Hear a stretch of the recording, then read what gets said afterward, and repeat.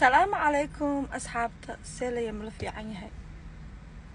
I'm not normally the one who worry about other people's and what they're doing, but this caught my eye, okay? Qaiser, okay? Ilaahan idinku dhaariyey. Ilaah ayaan idinku dhaariyey. Hadday gabadh ahaan lahayd oo boyfriend ay soo dhigan lahayd, maanta TikTok dhan waxaan ku dhahay wuu burburi lahaa. Earthquake oo meel uu ka imaaday aan la garan lahayn ayaa ku imaan lahaa. Laakiin wiilkaasi asaga faalkiisa ma ku soo arkin ba. Gabadha faalkeedan ku soo arkay. I forgot. I'm sorry. Waa arki kartiin. Haddaa rabtiin waa dib u geli doontiin. Sawirkeeda idin soo dhigaa meesha. But gabadha, she said a boyfriend. She said my boyfriend. Guys, I thought we were Muslim. I thought it was hush-hush. As you guys know, it's a hush-hush in Somali community. Boyfriend, everybody in Somali have it, but they never put them out there in like public. Let alone, they might not even tell their parents until they're really serious. Iloba gabar haday tahay. So you guys telling me you are okay with your guys, your boys having a girlfriend and not gonna say anything about it? But let that be a lady? I don't even know how to respond.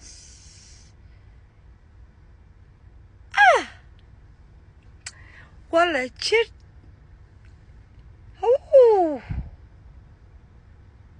Hawada ayaana lagu cuni lahaaba. Jirkayga I don't think inuu dhulka usoo dhici lahaa xataa. Dhulka inuu jirkayga caadi imaan lahaa. Asagoo dixiina inuu imaado u badi. Asagoo caadi. Laakiin wiilkiina markuu dhaho I'm a Somaliland hoe, I'm a Somalilander hoe, I'm a Somali hoe. I don't care. This took me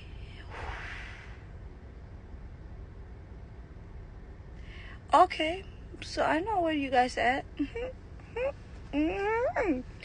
As a Somali people, I understand where you guys at.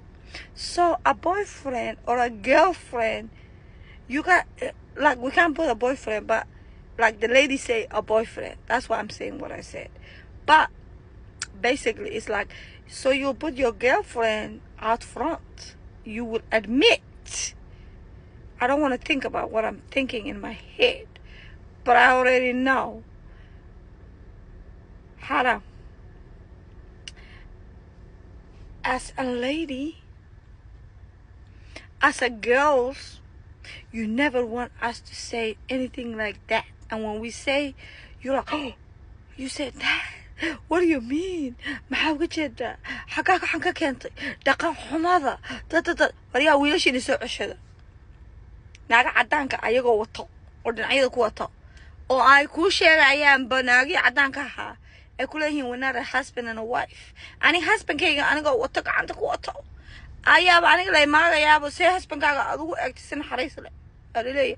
Laakiin wiilashii ayaga oo girlfriend wata ayaa lagu leeyahay oh Somali community and value what you stand for. Me, I was so surprised. I didn't even get it from his TikTok. I got it from her TikTok. The lady putting him out. I don't care how much you said African this, African that bullshit. She said boyfriend on the description. Okay? On the top, she said boyfriend. And as a Somali lady, I cannot even put on a boyfriend on a video on an stack. I can't. He gotta be a husband for me to report him. and say anything about. And I don't see a lot of people saying anything about that. Woo! I know the religion do not stand for that.